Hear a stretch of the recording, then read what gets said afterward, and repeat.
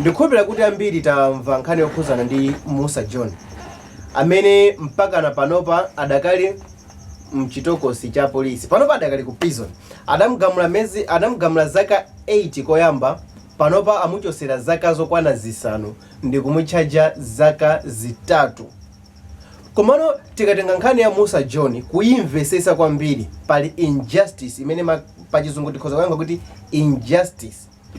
Malamulo sakusatidwa monga mwa nzika imene ikuyenera kulandirira chigamulo china chilichonse. Zikuoneka kuti makhoti aku Malawi pali kukondera kwina kwake kumene akuma kuchita measure kugwirisa ntchito ndrama. Ndipo senior resident magistrate Bison Masonga wampatsa chigamulo Mussa cha zaka 8 kuti akagwire ukaidi wakalavulagaga. Posakhalisa pataona munthu wa ku Nigeria atapezeka ndi cocaine nkumutchaja kuti akakhale kundende mezi yokwana 12 kapena kuti apereke ndalama yokwana 1 million. Tinali ndi zitsanzo zochuluka mbuyo mmene anthu olemera amatchajidwa tindalama tochepa kapena kukakhala kundende so timiyezi tochepa. Kodi nkhani ya Mussa John ikuvuta pati? Chenicheni cha Mussa John chimene chisakumveka kwenikweni ndi chani?